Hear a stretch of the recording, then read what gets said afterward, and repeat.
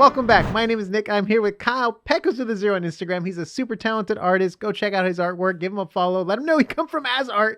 He's also helps out with a couple of our shirt designs. If you go to asart.space, you can find all of our cool shirt nerdy designs and bears to animal, you name it. It's gonna be on there. We're having a lot of fun. We're gonna be coming up with some cool Dune sci-fi artwork t-shirts too. So subscribe to get all the updates and stuff. We're going to talk about Frank Herbert's vision of the future as we actually take apart some of his quotes that he made during a 1969 interview that sort of inform the sort of his like motivations and like themes underlying the story.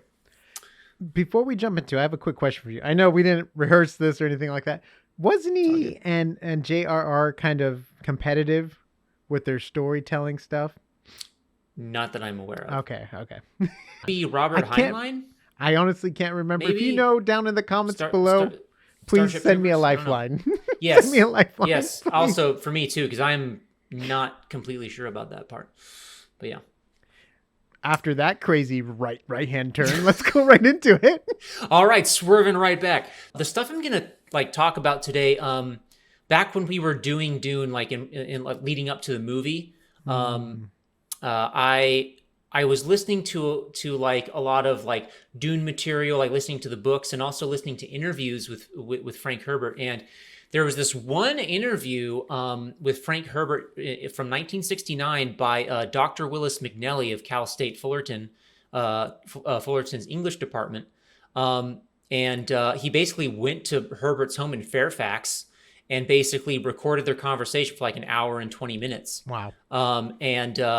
It was I thought it was a really cool conversation. They're both super nerds. So, like English nerds. So you get a lot of that. But aside from that, there was, we got to understand a lot of Herbert's thought processes and motivations and like underlying themes he has in, what became Dune, right? So just because there's so many different like cross sections of Dune, you can interpret it in like a multitude of different ways, right? So like this episode is going to like focus on some of the big ideas that shaped his vision of like humanity's future, right? Like what his vision of the future was. And these are taken from like quotes Herbert made during that interview. So like there's a lot more interesting stuff they talk about, but these were the topics I really latched onto when I listened to it, right? From a world building sense. So the first one is I call it the web of power, and this is the shortest quote that we're gonna do today. But Herbert said, "The name of the game is power," and so when we look at it, there's so many different cross sections that create the web of power, right? So we've got ecological power, right? The life cycle of the worms and spice, right? How it's this economic engine, right? And everyone covets it for its properties. And then you have political power, the great houses, the Padishah emperor, and the struggle and the political struggle therein, right? Especially for fighting for the resources of Arrakis. Which is also very interesting too, that there's an emperor in the future. You know what, Nick? We're going to get into that, actually. I'm just saying that, and even like the houses and stuff like that. Like this is very medieval, almost primal. We're gonna, the third quote I'm going to go over gets into that. Okay, so, cool. Yeah. I was about to say, just by the way, Kyle did a great video on our channel with like animated. It's all of his original drawings breaking down the houses and stuff. That's why I can even retain that little bit of information. All right, Kyle, thank you. Keep going. And then, of course, there's military power. There's, because we have the might of the emperor with the Sardaukar soldiers, but at the same time, we still have the Fremen, who, if you attack them on their planet, they're gonna totally own you, right? They cut through them like butter. Right. And it's almost even like a thing too in the book too. They're like, whoa, be careful. Like, what are you doing? They're like, woohoo, like almost like dancing around them. Like it's like nothing. Yep. Because they are of that place. They're of that ecology. And so their military has the home team advantage, right? So again, ecological and military power are combining. And then religious power, right? Most specifically with the Bene Gesserit and the Missionaria Protectiva, right? the fact that they spread myths throughout the galaxy in preparation for the Kwisatz Haderach, right? And almost kind of like behind the scenes control everyone. Yeah, yeah. To some extent. Yes. And then so then like I don't know if you wanted to talk anything more on that, Yes. Nick, because now I'm going on to the next quote. But, Oh no, go Nick, go. You're good. no, if you want to talk on that stuff, we can. But That's I was just all I got to offer right now. Okay, all right. So the next one is what I call like, maybe this isn't the right way to frame it, but growing into transhumans. So Okay. So this is the quote from Frank Herbert. So man himself is going to change. We have changed, but our changes, the actual basic change, is a gradual climb. Now I don't see this as progress. I see it as a sort of entropy and as a growth of complexity. But this is such a slow process that upon thousands of years, we would still recognize the emotions and the reactions of all of these human things.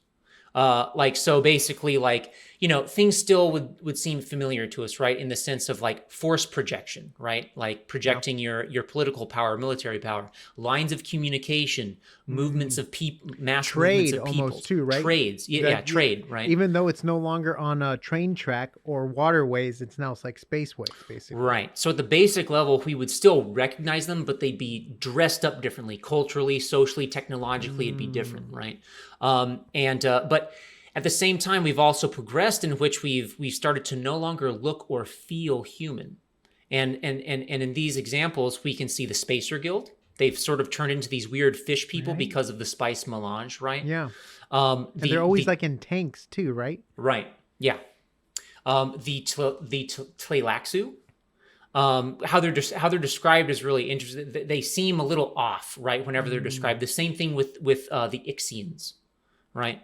And then, of course, there's the Kwisatz Haderach, which is essentially supposed to be a god, right? Yeah. I mean, when Paul starts coming into his powers and getting his prescient powers, there's a lot of stuff where people start to recognize this change and they're a bit spooked out because he's no longer, you know, trapped in one time. He can progress along the track of time as if it's a landscape, right? Yeah. So that freaks out a lot of people. So yeah, like I want to say, like, knowing the extended history of like Frank Herbert's universe for Dune is like, we've had the Butlerian Jihad. So, you know, like that was a whole, like, essentially like an AI cybernetic war, basically. Yep. And so we've like, it's interesting. And from that, we basically said, okay, we're no longer going to have AIs. We're going to basically maximize human potential and take them off into different branches. You have that with the Mentats, with their computational power. You have that with the Bene Gesserit, with their power of voice and other such powers, right? Also, their petite. Frank Herbert talked about it. It's a French term too. Oh, petite perception, which is just like noticing very fine details and extracting information from those little nuances. Oh, kind of like Sherlock Holmes. The art of deduction. But like amped up even more. Like, yeah. Sherlock Holmes times 10. Okay. Yeah. And then anything to add on that, Nick? I'm really just learning right now. Okay, all right. I only know the basic story, so this is good. This is going really deep. And then this is my third and probably my most favorite quote. It's the longest one too. So, it's my contention that feudalism is a natural condition of human beings. Not that it is the only condition, not that it is the right condition, but it's just a way we have of falling into organizations. I like to use an example of the Berlin Museum Beavers. Have you ever come across this? Well, the numbers are going to be wrong here, but it's on this order. Before World War II, there were a number of families of beaver, European beaver. They had been raised in captivity for something on the order of 70 beaver generations in cages. But World War II came along and a bomb freed some of them into the countryside. And what did they do? They went out and they started building dams, right? And so he goes on to say, feudalism is a tribal organization. Tribal organization is a natural organization of humankind. We tend to fall into it given any chance at all, given the proper stresses or given the lack of proper stresses, right? And so like that, when he said that, really got me thinking, because like you were saying, Nick, at the beginning of the episode, it seems like a very Byzantine feudalistic society, right? And he's saying, and another thing that I didn't add in this is Frank Herbert implements his concept of cycles. There are smaller cycles with characters, but then there are larger historical cycles he's talking about when he talks about the lore and like the history of like space, humans in space, right? And this is one of those, right? Is that we've kind of done this huge cycle, and now we're back to a feudalistic society that spans the galaxy, right? So interesting. Before it evolves again and becomes nations, whatever in it space, becomes again. Whatever it evolves to. And it's so interesting too, because in every culture we kind of have that where we go from primitive to that kind of basic society where there's like a king or an emperor, or like there's or a pharaoh or whatever, whatever it is, whatever area you're in, and it stays like that until I guess the British Empire. No, maybe it changes. I'm just saying, like, after the fall of the British Empire is when I guess it's the American Empire. Anyways. Yeah. Okay. No. Yeah. Like, Nick, all the stuff you're talking about is like these cycles, right? And like, it's like you said, it has entropy, so it breaks down over time, but it increases in complexity, which is an interesting mechanic, right? Which you can tell just by Dune, it's a very complex, stratified feudal society. There's a bunch of different things going on. And I remember you even saying too that a lot of the houses come from Earth, like Greek don't some of them like go House back Atreides. Atreides, right? The House of Atreus. And then what are the other ones that they go back to? Yeah, the Harkonnens are from Sweden. I'm sorry, Finland. Finland. They're from Finland. Yeah. So it's also very interesting too, because it's like basically playing off our world, and it's like a cycle in our world. Yep. Pretty cool. Yep. Pretty cool. Well, yeah. I wonder why his book did so well. And that's what's going to be cool in the future, is that we'll be able to trace our lineage to certain points on Earth, right? I mean, like the Fremen in this example, like they don't explicitly say it, but they believe that they're descendants of people from the Arabian Peninsula and the Middle East, right? In that sense. Really cool. And those different cultures. And then, and I also got to thinking, like, we already have feudal systems already in modern day. We just typically forget about them, even though they occupy a majority of our lives. I would argue that companies and corporations are feudal systems, right? You have a head honcho at top, then you have a delegation of bureaucrats at the middle, right? Of like VPs and like senior VPs, and then you have your managers, and then you have your employees, right? Yep.